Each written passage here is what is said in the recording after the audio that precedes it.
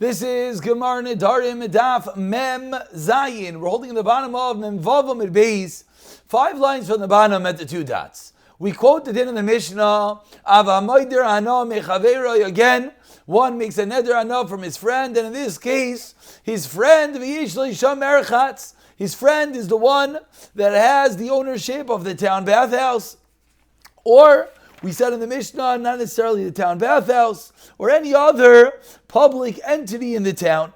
And we already spoke out in the Mishnah, Beis Abad, the olive press. We spoke out that the way the Ran learns was that there's a third party controlling this entity.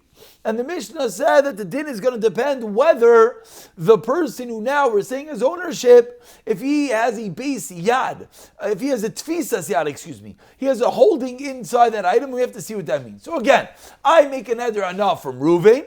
Ruvain owns the town bathhouse, and the question is, am I allowed to go into that bathhouse? Said the Mishnah, it depends. If Reuven has a tfisas yad, then it's considered that it's Reuven's and I cannot enter. If Reuven does not have a tfisas yad, then I can yes enter. Asks the Gemara of a kamo tfisas yad, what is this tfisas yad? What is this stronghold? What does this mean? That Reuven retains some level of bailos, which therefore disallows and forbids me from entering into this field, into this bathhouse, into this olive press, etc. Amar Rav Nachar in the Mechsa, l'shlesh u'l'reviyah. It means that Reuven has a real ownership, that Reuven retains a half, a third, a quarter of the entity. Avol bebatzir, but if Reuven has less than that, loi, then it's not considered that Reuven has a stronghold. And even if I have a neder, I'm not allowed to benefit from Reuven. I'm allowed to enter this bathhouse. Abaye Amar, no. Even if Reuven has less than a third, a fifth, a half, etc. Heichidami, Deshari, Demekabel Taska. So says Abai the opposite extreme. Any sort of bailos, any sort of tfisas yad of real ownership disallows me from entering into the bathhouse. What is the one case? Says Abai that will be mutter. If the owner, if Reuven, we'll call him the landlord, he receives a fixed rental fee. The town pays him $100 a month, and zehu. Then it's considered that I'm allowed to go into this field, because in this bathhouse, etc. Because then it's not considered that Reuven is getting benefit from my entering. We continue as we turn over to today's daf, Mem Zayin Amid Aleph. Says in the Gemara, quoting the next case in the Mishnah, if someone says, Kainam, that I will not enter into your house, or I will not purchase your field. What was the halacha? Said the Mishnah determines if the person is alive or not. While he's alive, you cannot get benefit. When he dies or sells it to someone else, then you, yes, can get benefit. But the Mishnah differentiated and said, Kainam sodezu, bayis zu. If I made a neder, a kainam, a neder that is like hekish on the specific entity of the house, of the field, then even after this person dies or sells it, I still cannot get benefit. Why not? Because it was chal, it was a neder on the entity, on the field itself. So ask the Gemara a fundamental shayla, top line of Mem Zayin Amud Aleph. Boi avimi, kainam lebayis zeh she'anta nichnas. If someone says, kainam, you, from entering this house. So we're switching it up. We're trying to figure out via this question, what is the detail in the Mishnah? Because on one hand, he said, bayis zeh, the house. On the other hand, he made it on you.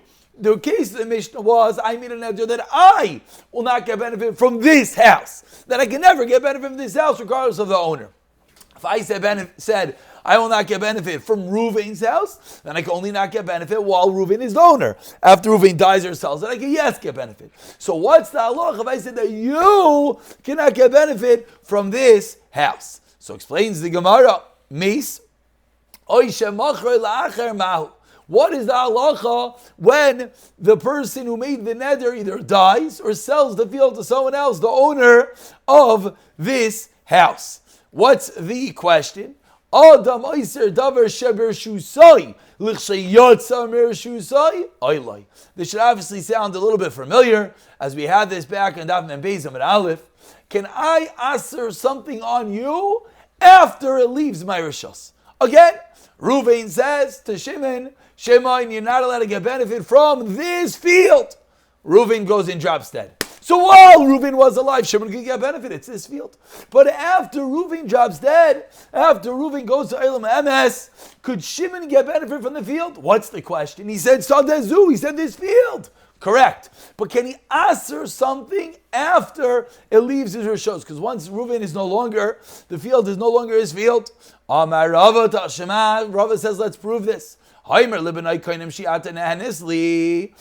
says to his son, I make a neder, you're not getting any benefit from you. And he dies, Yerashanu. If he dies in such a scenario, when he said an open-ended statement, you can't get benefit from me, then the son, of course, couldn't benefit from him because he's no longer alive. But if he says explicitly, if he says to his son, you can't get benefit from me, neither in my lifetime nor after I am no longer, so what do we see clearly? Says the Gemara, Gaval the Garaya, Shema Mina. We see you can answer something even after it leaves your rishos. Right now, it's in this guy's rishos. Right now, he has ownership of his entity, so he's allowed to answer it even after he leaves his rishos. Therefore, that's going to be a raya to our case when he says this house, sha'ata nichnas, even after he dies, he will not be allowed to get any benefit because you could answer something even after it leaves your rishos. Tanan Hasam continues the Gemara by quoting a Mishnah with a similar case. Koinam peiros ha'elu olai. Says the Mishnah, if one says these fruits, this specific entity are asur to me, koinam heim alpi, or they are a neder to my mouth, koinam heim lipi, or they are a neder to my mouth, asur, they are forbidden, the fruits, bichilufeihem ubegiduleihen. So now we're extending not just the fruit itself, now we're extending that which comes from the fruit, that which grows from the fruit. Meaning, in the previous cases we were discussing, someone makes a neder from this field, what's the status of this field after he dies? He answers this field to someone else, what's the status of this field after he's no longer? Now we're saying, what's the status, not of the field, but of the item that comes from the field, which in the terminology of the Mishnah that we're quoting over here, Mishnah, later on in Daf Nun Beis, is if someone makes a neder on the fruit, but it's these fruit, what happens that which grows from the fruit, or what happens that which is exchanged from the fruit? Says the Mishnah, it is forbidden. So that's if he said, Peiros ha'elu alai. What is also the peiros? That which grows from the peiros, and that which the peiros are exchanged from. In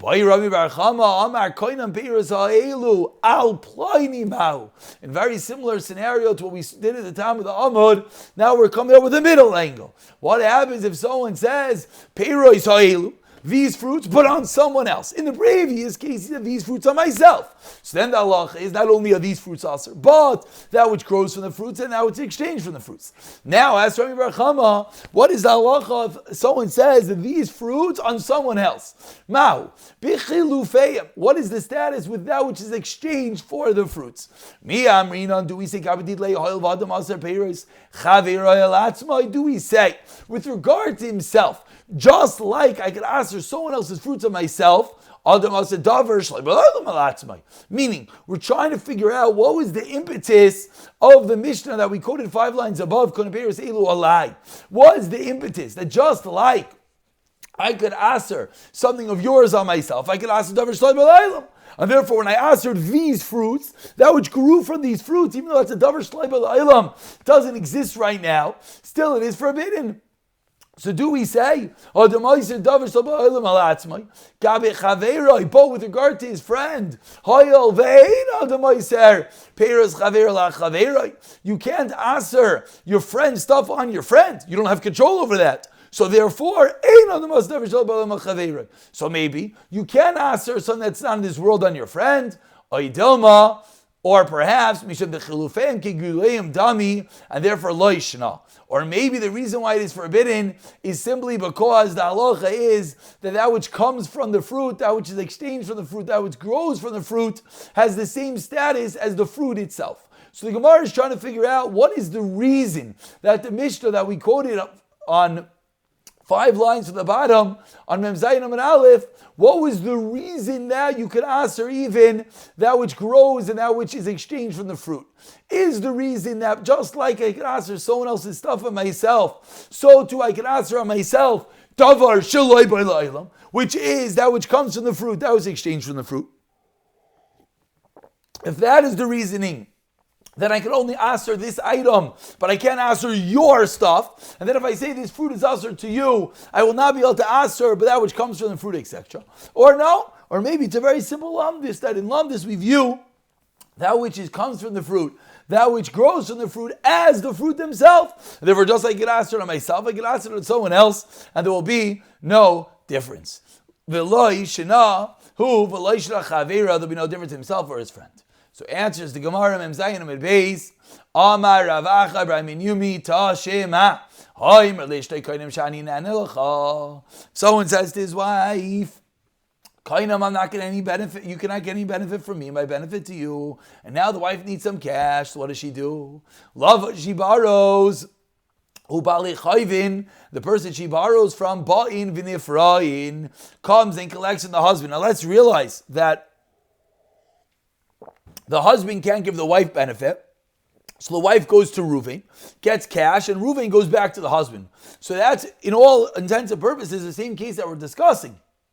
That's like the chilufeim, the giduleim of the peiros. It's not the item itself, but it's something that comes from the item. So even though the husband is not giving directly to his wife, but the fact that the creditor gives to the wife and the husband gives to the creditor, that is something that comes from it. So says the Gemara, my taima, what is the reason? Balei chayv nifrayin. What is the reason that the Baal Chayv, when the woman goes to that other guy to collect the money, what is the reason that he is allowed to then go and collect from the husband? La misham dechilufeim lav ki giduleim dami. Must be that which comes from something is not considered the entity itself. Because if it was considered the entity itself, it would be forbidden. It would be as if the wife is getting benefit from the husband. For the fact that the wife is allowed to go and borrow this cash, and then that guy goes and gets paid back from the money, husband, must be chilufeim is lav ki giduleim. Chilufeim is lav ki giduleim. It must be that the only reason, it's like we said in the bottom of Roman Aleph, that you're allowed to answer your friend's stuff and yourself, you're allowed to answer your stuff forever. And therefore in this case, it won't work to answer someone else's stuff and someone else ad infinitum. Amar Rava, says Rava, no raya. Maybe it's a difference in lechatchila and b'diavad. Maybe in reality of ado, lechatchila we view it that you're not allowed to. It's only bidi avad. If it happened, that's when we say that if this woman goes and borrows the money, you're allowed to pay it back. But not necessarily can we bring a raya that chilufeim is lav kidu leim. Elo tashema. So rather says the Gemara, I'll bring a different raya. Hamakdish amikadesh ba'arla. Someone gets married with arla, ain't a mikudeshes. It's not mikudeshes. Why? Because the fruits of arla, the first fruits that grow, the first few years, is forbidden to get benefit from. So if someone gets married with arla, he's not married. But machran v'kidish b'dimeihan. If someone sells the arla and tries to get married with the money that he gets from them, and of course we can already see that this is called the giduleim, the chilufeim of the forbidden entity. What's the halacha? Harezeh mukudeshes. So seemingly says the Gemara, we see that you're yes allowed to get benefit from the giduleim, from the chilufeim. And it must be that that which comes from the entity is not considered the entity itself. Hachanami says Gemara, no raya lechatchila udloivi avad avad. It's not necessarily a raya. Maybe it's only difference in lechatchila and b'diavad. And the Gemara ends without a raya to our case. Again, what was the case? And with this we conclude what we're trying to figure out. We were trying to figure out the shaila of Ba'i Rami Bar Chama. What is the shaila of Koinem Pirois Ha'elu Al Plaini? If I forbid these fruits and someone else, what is the status with regard to chilufeim? Do we only say that with regard to the person himself, chilufeim, giduleim are forbidden, but someone else not or not? We try to bring two rayas to say that chilufeim are lav giduleim, but the Gemara said both rayas are not good rayas. We'll pick it up from the Mishnah on the next year. B'siyata dishmaya.